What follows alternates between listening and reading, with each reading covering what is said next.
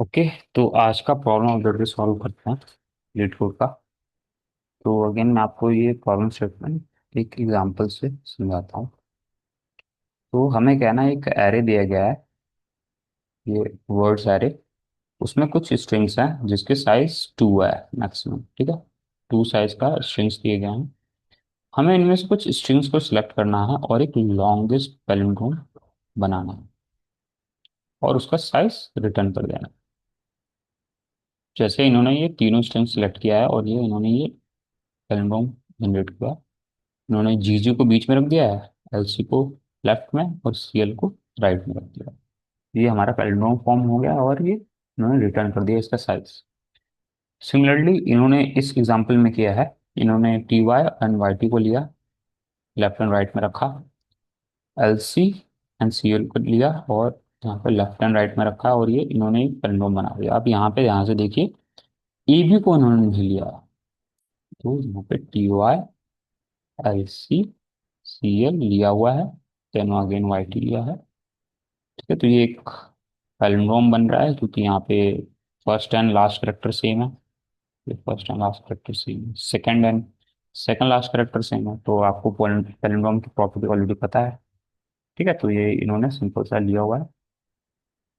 पर इन्होंने A B नहीं लिया क्योंकि ए बी यहाँ पे लेते हैं और यहाँ पे ए बी लेते हैं, तो यहाँ पे first and last character same नहीं है, तो ये हमारा पैलिंड्रोम फॉर्म नहीं करेगा। तो जो इन्होंने पैलिंड्रोम फॉर्म किया है उसका साइज 8 आया है, तो उन्होंने 8 यहाँ पे रिटर्न कर दिया है। ये चीज हमें करना है यहाँ पे, ठीक है। ये प्रॉब्लम स्टेटमेंट है।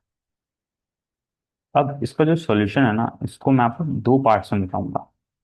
तो जो पहला पार्ट होगा वो इस तरह का मैं एरे लूंगा जिसमें ये जी जी, ये टी टी, इस तरह की जो स्ट्रिंग्स है ना, वाई वाई, जिसके first and second string same है, ये मैं नहीं लूंगा। फर्स्ट पार्ट में ये नहीं लूंगा, ये एक भी यहाँ पे इस एरे में प्रेजेंट नहीं होगा। तो जो इसका सेकंड पार्ट आएगा उसमें मैं इन जैसे स्ट्रिंग्स को लूंगा, ठीक है, ताकि चीजें आपको स्मूथली अच्छे से समझ आए जल्दी जल्दी। ओके। तो अब इसके सॉल्यूशन पे मूव करते हैं, इसका फर्स्ट पार्ट। दोनों पार्ट इसी वीडियो में होंगे तो मैं कोई अलग सा पार्ट नहीं बनाऊंगा वीडियो का, ठीक है। तो अब देखिए, यहाँ पे अब मैं सिंपल सा लॉजिक यूज करूंगा, ज़्यादा एक्स्ट्रा ऑर्डिनरी कुछ चीज़ें नहीं करूंगा। जैसे अगर मैं इस स्ट्रिंग को लूँ टी वाई को और इसके रिवर्स, इसका अगर मैं रिवर्स कर दूँ टी वाई को वाई टी से, अगर मैं इस तरह लिख दूँ, तो मतलब टी वाई और इसका रिवर्स इसके साथ में अगर मैं लिख दूँ, तो क्या ये पैलिंड्रोम फॉर्म नहीं करेगा? जरूर करेगा। तो हमें सिंपली करना क्या है, हमें एक स्ट्रिंग लेना है, उसका रिवर्स हमें फाइंड करना है कि हमारे इस एरे में एग्जिस्ट करता है कि नहीं। जैसे यहाँ पे टी वाई का करता है, यहाँ पे वाई टी, तो मैंने यहाँ पे लिख दिया है, ठीक है। और उसके बाद फिर मैंने एक और यहाँ पे दिए है, ठीक है, उसको मैंने लिया और उसका अपोजिट ए बी यहाँ पे लिख दिया है। इसका अपोजिट यहाँ पे मुझे मिला और मैंने यहाँ पे लिख दिया, तो ये अगेन स्टिल ये पैलिंड्रोम फॉर्म कर रहा है, ठीक है। अगेन मेरा टी वाई आया है, तो यहाँ पे अगर मैं लिख दूँ टी वाई और इसका अपोजिट लिख दूँ, जैसे यहाँ पे एग्जिस्ट करता है टी वाई टी, ये पैलिंड्रोम फॉर्म कर रहा है। तो ये सिंपल सा मैं लॉजिक यूज कर रहा हूँ कि एक स्ट्रिंग ले रहा हूँ, उसका अपोजिट ढूंढ रहा हूँ, एग्जिस्ट करता है तो मैं अपने करंट स्ट्रिंग में ऐड करता जा रहा हूँ, ठीक है। अब ये करेंगे कैसे, अब आपको धीरे धीरे पता चल जाएगा। पहले आप सिंपल सा लॉजिक पहले देखिए। जो जो मैंने यूज कर लिया है, अब मैं उस स्ट्रिंग को यूज नहीं कर सकता यहाँ पे, तो इन सबको इग्नोर करूंगा। यहाँ पे ए बी लास्ट में बचा है, तो ए बी का क्या अपोजिट एग्जिस्ट करता है, क्या इसका रिवर्स एग्जिस्ट करता है? नहीं करता है, क्योंकि यहाँ पे सब मैंने यूज कर लिया और यहाँ पे एग्जिस्ट नहीं करता है, तो छोड़ दीजिए। इस टी वाई का वाई टी एग्जिस्ट करता है, तो मैं इस टी वाई को भी लिख दूंगा, ठीक है। अगेन मेरा टी वाई है, तो इसका अपोजिट एग्जिस्ट नहीं करता, तो ये मेरा फाइनल स्ट्रिंग बन जाएगा, ठीक है। इसका लेंथ जो है, जो कि है 16, को मैं रिटर्न कर दूंगा, ठीक है। ओके, तो ये मेरा फाइनल आंसर है। अब आप इस चीज को ध्यान से देखिए। तो ये जो टी वाई है वो कितना है, वो 1 2 3 है। और वाई टी कितने थे इस एरे में? 1 2 3। ठीक है, एक, दो और तीन। तो कुल मिला के यहाँ पे टी वाई अगर मैं काउंट करूं एरे में, वो कितने थे? चार थे। और वाई टी कितने थे एरे में? वाई टी कितने थे? वो थे तीन। तो इस स्ट्रिंग में, जो मेरा करंट स्ट्रिंग है पैलिंड्रोम वाला, इसमें हमने वाई टी और टी वाई यूज कितने किए? सिर्फ तीन ही तो यूज किए हैं। एक दो तीन, एक दो तीन, यानी कि इन दोनों का जो मिनिमम था, मिनिमम ऑफ 4, 3, उसको हमने लिया। राइट। और उसी को ही हमने यहाँ पे, जैसे थ्री जो आया है इन दोनों का मिनिमम, उतना ही हमने T Y and Y two को लिखा हुआ है। अब इसका मुझे ना लेंथ जानना है कि T Y and Y T है कितना। तो इस थ्री को पहले तो मुझे टू से मल्टीप्लाई करना पड़ेगा। राइट, क्योंकि ये कुल मिला के छः है ना। एक, दो, तीन, चार, पाँच एंड छः। टी वन वाई टी छः हैं। तो ये तो तीन पेयर थे, उसको मैंने टू से मल्टीप्लाई किया तो छः हो गए। और इस एक स्ट्रिंग में कितने करेक्टर्स हैं? वो दो करेक्टर्स है। हर स्ट्रिंग में दो दो करेक्टर्स है। तो उसको भी काउंट करना पड़ेगा, तो अगेन मुझे टू से मल्टीप्लाई करना पड़ेगा। तो कुल मिला के मैं कर क्या रहा हूँ? हाँ, कुल मिला के मल्टीप्लाई कर रहा हूँ फोर से। Right, two into two four होगा। तो इसकी वैल्यू क्या आ जाएगी? 12। ओके। तो ये हमारा जो लेंथ आया है टी वाई एंड वाई का, वो आ चुका है। ठीक है, नेक्स्ट बी ए के लिए करते हैं। तो बी ए की अगर मैं फ्रिक्वेंसी लूँ, एक है, और ए बी की फ्रिक्वेंसी लूँ, वो दो है। तो इस स्ट्रिंग में मैंने ए बी और बी ए लिखे कितने हैं? वो सिर्फ एक एक ही लिखे हैं। तो इनका जो मिनिमम था 1, 2 का, वो मैंने सिर्फ उतना ही लिखा है। तो जो ये है वो भी सिर्फ एक बार लिखा है, और ये भी है वो भी सिर्फ एक बार लिखा है, क्योंकि पेयर जो फॉर्म हो रहा है वो सिर्फ एक ही फॉर्म कर सकता है ना, क्योंकि मिनिमम बी ए जो है वो एक ही है। राइट। ओके, मिनिमम तो आ गया। और जो हम सिंपल सा अपने जो कैलकुलेशन कर रहे थे, टू इंटू टू फोर, वो तो कर देंगे। तो यहाँ पे फोर आ जाएगा। इन दोनों को अगर ऐड करेंगे तो वो हमारा 16 हो जाएगा, जो हमारा फाइनल आंसर है, जो हमने कैलकुलेट किया था। राइट। तो अब देखिए, हमने इस क्वेश्चन को कितने आसानी से सॉल्व कर लिया। हमने सिंपली से फ्रीक्वेंसी कैलकुलेट किया, सिंपल सा फ्रीक्वेंसी कैलकुलेट किया, उसका मिनिमम निकाला, फोर से मल्टीप्लाई किया, और उसको ऐड कर लिया अपने एक वेरिएबल में। एक हम सिंपल से एक वेरिएबल ले लेंगे काउंट। ठीक है, जीरो से इनिशियलाइज कर देंगे, और उस काउंट में ये 12 को ऐड करेंगे, फोर को ऐड करेंगे, और लास्ट में हमारा काउंट वैल्यू 16 हो जाएगा, और इसको हम रिटर्न कर देंगे। ठीक है। ओके। तो ये रहा हमारा सॉल्यूशन। ठीक है। तो पहले हम इसके फ्रिक्वेंसी को कैलकुलेट करते हैं। वो हम कैसे करेंगे? हैश मैप का यूज करके। राइट। तो जल्दी से हम इसको कोड कर लेते हैं।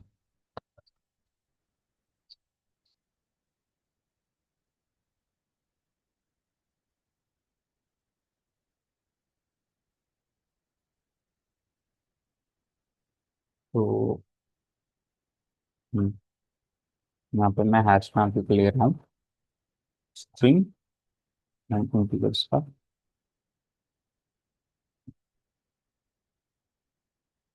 ठीक है, और मैं जल्दी से फ्रिक्वेंसी कैलकुलेट कर देता हूँ। जो सिंपली हम जो फ्रिक्वेंसी कैलकुलेशन में कोड लिखते हैं ना, वही चीज़ मैं यहाँ पे लिख रहा हूँ।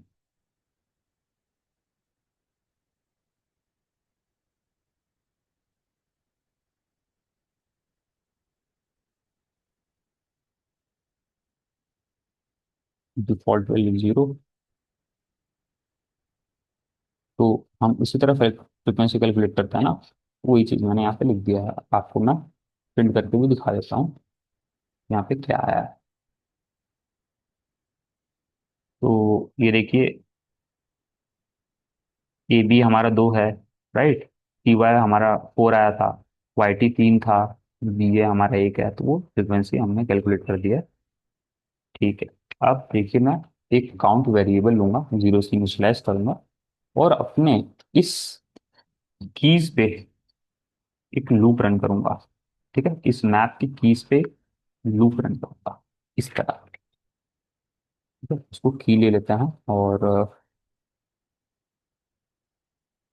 या फिर हाँ, की ले लेते हैं, और मैप डॉट की सेट। इससे क्या होता है ना, हमारे सारे कीज पे लूप रन होता है, और हम अपना फ्रीक्वेंसी ले लेते हैं। ठीक है, इसको वर्ड ही लिख लेता हूँ ताकि समझ अच्छे से आए। तो इस वर्ड का, हमारे करंट वर्ड का फ्रीक्वेंसी क्या है, वो मैप डॉट गेट पर क्लिक कर सकता हूँ। राइट। अब देखिए, अब जो मेरा करंट वर्ड है, जैसे मान लीजिए टी वाई है, इसका मुझे एक अपोजिट वर्ड का फ्रिक्वेंसी चाहिए ना, और इसका मिनिमम चाहिए। राइट, इन दोनों का, इन दोनों फ्रिक्वेंसीज का मिनिमम। तो सबसे पहले मुझे तो ये चेक करना पड़ेगा कि टी वाई एग्जिस्ट करता भी है कि नहीं इस एरे में। ठीक है, जैसे टी वाई का अपोजिट क्या है, वाई टी, क्या ये वाई टी एग्जिस्ट करता है इस पूरे मैप में, वो चेक लगाना पड़ेगा ना। तो सबसे पहले तो मैं इसका रिवर्स वर्ड ले लूँ। रिवर्स वर्ड, हमारे करंट वर्ड का रिवर्स वर्ड कैसे कैलकुलेट करेंगे, स्ट्रिंग बिल्डर का यूज करेंगे। ओके, और उसको रिवर्स कर देंगे, स्ट्रिंग कर देंगे उसको। हमारे रिवर्स वर्ड आ गया, और यहाँ पे पहला चेक लगाएंगे कि अगर पहला चेक यही होगा कि क्या हमारा मैप कंटेन करता है हमारे रिवर्स वर्ड की नहीं। रिवर्स वर्ड की नहीं, अगर करता है तो सिंपली हम क्या करेंगे, हमारा जो काउंट है उसमें हम प्लस कर देंगे मिनिमम ऑफ फ्रीक्वेंसी, कॉमा जो हमारे रिवर्स वर्ड की फ्रीक्वेंसी है। ठीक है, तो वो कैसे निकालेंगे, map dot gate reverse word, इस तरह करके निकालेंगे इन दोनों का फ्रीक्वेंसी का मिनिमम। राइट, और मिनिमम निकाल के हम क्या कर रहे थे, फोर से मल्टीप्लाई कर दे रहे थे, ये हमारा फाइनल आंसर दे देगा। तो इस पे एक बार प्रिंट करके देखते हैं क्या हमारा आंसर आ रहा है। इस काउंट को रिटर्न कर देते हैं। तो ये नहीं आ रहा। हाँ, ये 32 दे रहा है, हमें 16 चाहिए था ना। ये गलत आंसर दे रहा है, तो प्रॉब्लम कहाँ हुई है। अब मैं आपको इसका छोटा सा मिस्टेक दिखा देता हूँ। तो सब कुछ हमने कैलकुलेट तो सही किया है, पर प्रॉब्लम पता है कहाँ पे हुई। ये देखिए, प्रॉब्लम यहाँ पे हुई कि इसने क्या किया।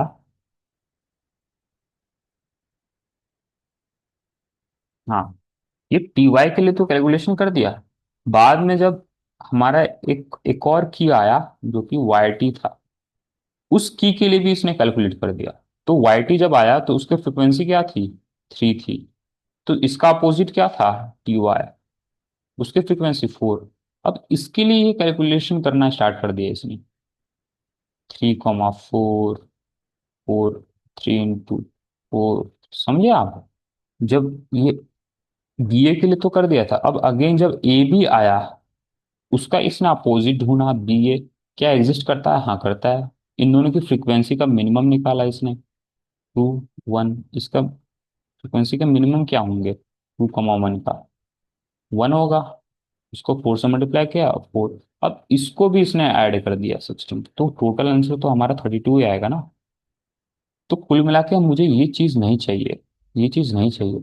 एक बार मैंने ये कैलकुलेट कर दिया, तो अब मुझे ये कैलकुलेट नहीं करना है। तो ये चीज़ हम करेंगे कैसे, छोटा सा मैं आपको दिखाता हूँ एक ट्रिक। ठीक है, इस ट्रिक का यूज करके हम इस प्रॉब्लम को सॉल्व करते हैं।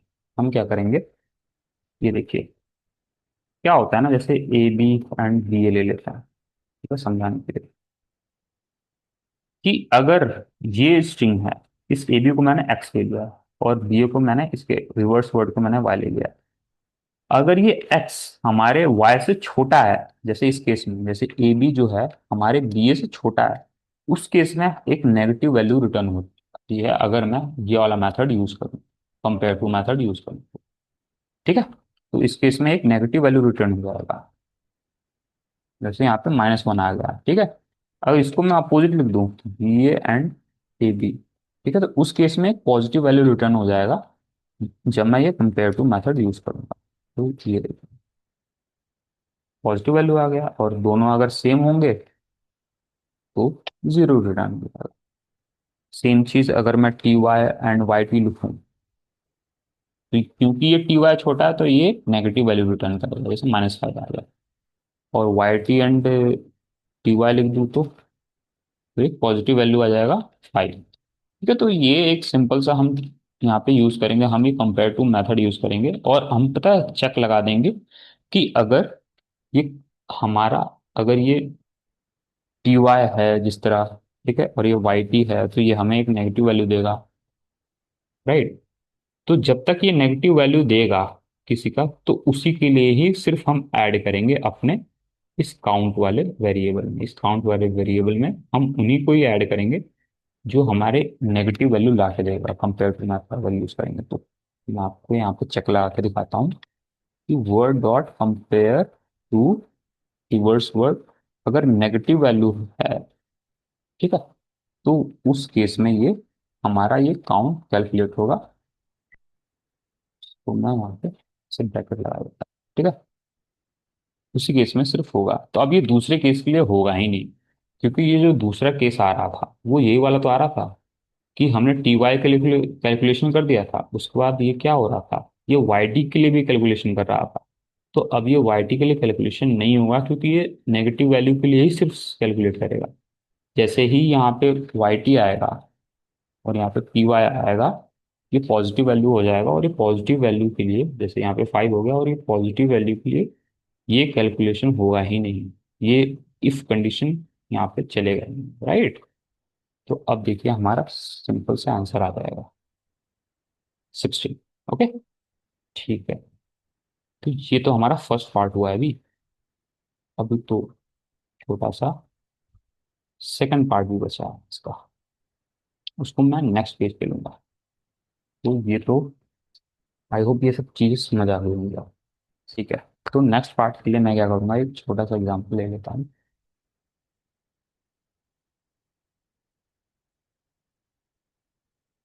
L C, G N G and C L. ठीक है, अगर ये इस तरह है और बीच में ऐसे जी जी आ रहा है, तो हम इसको क्या कर सकते हैं, इसको सिंपली हम अपने स्ट्रिंग के बीच में रखेंगे जी एन जी को, साइड में रखेंगे एल सी को और सी एल को। ये हमारा एक पैराग्राफ फॉर्म हो गया। मान लीजिए एक और जी जी आ जाता है यहाँ पे, मान लीजिए एक और जी जी आ जाता है यहाँ पे, उस केस में क्या होगा। उस केस में अगेन हम क्या करेंगे, इसको हटाएंगे, इस एल सी को यहाँ से हटाएंगे, बीच में जीजी को ही रखेंगे, यहाँ पे भी जीजी लिख देंगे और सीएल। या फिर या फिर हम इस तरह भी कर सकते हैं कि एलसी बीच में रखेंगे, सीएल यहाँ रखेंगे, यहाँ पे जीजी लिखेंगे, यहाँ पे जीजी लिखेंगे। ठीक है, या फिर मान लीजिए एक और आया था एफ एंड एफ, एक और आया था एफ एंड एफ, इस तरह करके। ठीक है, ये होता है स्ट्रिंग अगर, उस केस में क्या करते हैं, इस एफ एफ को यहाँ पे साइड में लिख देते हैं, एफ एफ एफ एफ। ठीक है, F F and F F, right. पर वहीं पे अगर सिर्फ ये एफ एक ही बार होता, अगर ये एफ एक ही बार होता, तो मैं नहीं लिख पाता इसको, तो मैं उसको नहीं लिख पाता, क्योंकि ये एफ पीछे से हटाना पड़ेगा उसको, यहाँ से पीछे से इसको हटाना पड़ेगा एफ को, एक ही बार है ना एफ, इसलिए। तो यहाँ पे ये गलत हो जाएगा, ये एक पैलिंड्रोम नहीं है, क्योंकि ये एफ एफ सिर्फ हमने एक ही बार यहाँ पे लिखा, पीछे यहाँ पे है ही नहीं कुछ, तो ये पैलिंड्रोम फॉर्म नहीं करेगा। तो इस एफ एफ को हम यूज कर ही नहीं सकते यहाँ पे, राइट। पर एक तरीका है जिससे मैं इस एफ एफ को यूज कर सकता हूँ स्टिल। वो कैसे, अभी मैं आपको दिखाता हूँ। इसको हम क्या करेंगे, बीच में लिख लेंगे, इसको बीच में, फिर साइड में L C, C L, G G and G G. तो आप ध्यान दे रहे होंगे, आप ध्यान से आप एक चीज ऑब्जर्व कर रहे होंगे कि अगर मेरा एक ऑड नंबर का एक ऐसी वैल्यू है जिसके करेक्टर सेम है, तो उसको हम बीच में लिख सकते हैं। अगर इवन वैल्यू का इवन वैल्यू फ्रीक्वेंसी का ऐसा करेक्टर है तो हम उसको साइड में लिख सकते हैं, राइट। अगर यहाँ पे एक और जीजी होता, एक और ऐसे जीजी होता, ऐसे दो जीजी होते, तो उन दोनों को ऐसे साइड में लिख देता हूँ, साइड में लिख देता। पर एक और जीजी अगर आ जाता, जी एन जी आ जाता, तो एफ एफ तो ऑलरेडी हमने बीच में यूज कर रखा है, तो इस जीजी को हम यूज नहीं कर सकते, राइट। तो कुल मिला के हमें सिंपल एक चेक लेना है, फ्लैग करके एक फ्लैग लेना है कि क्या एक सिंपल जो ऑड नंबर का है फ्रीक्वेंसी, क्या वो आ चुका है। इस केस में एफ आ चुका है ऑड नंबर, ठीक है। यहाँ पे फ्रीक्वेंसी एफ एंड एफ की क्या है, 1 है। जी एंड जी की फ्रीक्वेंसी क्या है, 1 2 3 4 5 है, ठीक है। मैं इस स्ट्रिंग की बात कर रहा हूँ, 5 है, ओके। तो इन दोनों में से मैं सिंपल सा एक फ्लैग लिया कि अगर एक ऑड नंबर की फ्रीक्वेंसी है जिसके करेक्टर सेम है, ऑड नंबर की फ्रीक्वेंसी है, तो मैं एक फ्लैग को ट्रू कर दूंगा, ठीक है। और बाद में इसको कैलकुलेट कर दूंगा बीच वाले को, ठीक है। बीच वाले को अभी इग्नोर कर दूंगा। बस अभी मैंने फ्लैग को ट्रू कर दिया है कि अगर एक ऑड है कि नहीं। बाद में आप देखिए, यहाँ पे साइड में मुझे क्या करना है, यहाँ पे भी एक चाहिए और यहाँ पे भी एक चाहिए, तो मुझे इवन नंबर चाहिए, कुल मिला के इवन नंबर चाहिए। तो मैं इन पांचों को यूज नहीं कर सकता, तो मैं क्या करूंगा, मैं है ना क्या करूंगा, इस फ्रीक्वेंसी को 2 से डिवाइड करूंगा और इसका फ्लोर वैल्यू ले लूंगा। तो ये क्या देगा, 2, राइट। फ्लोर वैल्यू 2 आएगा, इसको मैं 2 से मल्टीप्लाई कर दूंगा तो 4 आ जाएगा, राइट। और अगेन मैं इसको 2 से मल्टीप्लाई कर दूंगा तो 8 हो जाएगा। तो ये 8 ही तो है, 1 2 3 4 5 6 7 8, ये 8 है ना, ये 8 है ना। इसी 8 को तो मैंने यहाँ लिखा जो मैं पहले कैलकुलेट कर रहा था। तो कुल मिला के इस फ्रीक्वेंसी को मैंने कन्वर्ट कर दिया इवन नंबर, इवन नंबर में। जो ये 4 है, तो ये 4 हो गए, 1 2 3 4, ये 4 हो गए। और इसके लेंथ को कैलकुलेट कर दिया 2 से मल्टीप्लाई करा। तो ये चीज़ अब मैं करूंगा, ठीक है। तो मान लीजिए एक और ऐसा होता, मान लीजिए वाई एंड वाई आता जिसकी फ्रीक्वेंसी होती 4। इस केस में अगेन मैं सेम चीज करूंगा, 4 को मैं डिवाइड करूंगा 2 से, इसका फ्लोर वैल्यू लूंगा जो कि 2 आएगा, 2 को मैं मल्टीप्लाई कर दूंगा 4 से, ये भी 8 आएगा।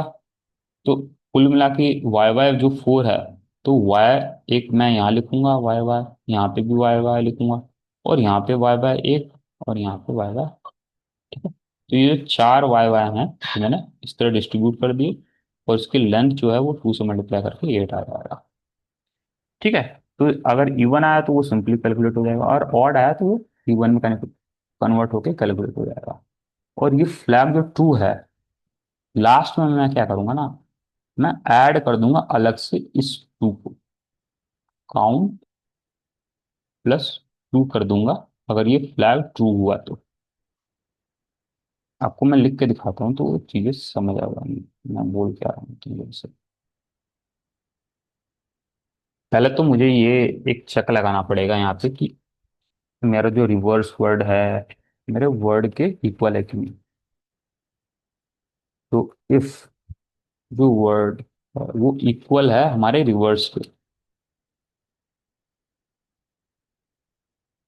ठीक है। तो जब इक्वल होगा उसी केस में तो हमारा ऐसा करेक्टर होगा ना जो इसका first and second character same होगा, राइट। ठीक है। तो यहाँ पे मैं क्या कर रहा हूँ, जैसे यहाँ पे जी जी था, यहाँ पे क्या था, एफ एफ था, वाई वाई था। तो इसका इसका जो रिवर्स वर्ड है इसी वर्ड के इक्वल है, वही चीज मैंने यहाँ चेक लगाया। तो यहाँ पे वही वर्ड्स आएंगे जिसके first and second character same है, राइट। यहाँ पे मैं क्या करूंगा, यहाँ पे मैं काउंट में प्लस करूंगा इसका जो वो है फ्रिक्वेंसी का, डिवाइड करूंगा और इसको मैं मल्टीप्लाई कर दूंगा 4 से, राइट।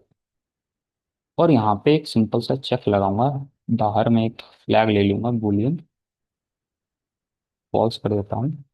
और यहाँ पे सिंपल से चेक करूंगा कि अगर जो हमारी फ्रीक्वेंसी जो है, क्या वो एक ऑड नंबर है। अगर है तो फ्लैग को मैं यहाँ पे ट्रू कर दूंगा। राइट। और लास्ट में अगर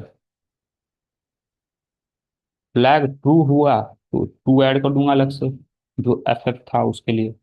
नहीं तो फॉल्स। अब देखिए, हम 16 आ रहा है, तो अगर मैं अपने एग्जाम्पल को ही यूज करूँ तो L C G G C L and F F. इस केस में ये सारे करेक्टर्स यूज हो जाएंगे, राइट। तो क्या होगा, 1 2 3 4 5, यहाँ पे 10 आंसर आने चाहिए क्योंकि ये सारे करेक्टर्स यूज होंगे।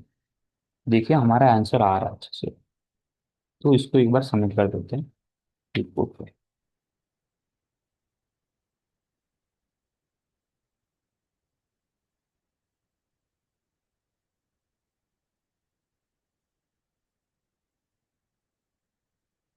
ठीक है, सेम कोड मैंने पेस्ट कर दिया। इसको सबमिट मार देता हूँ।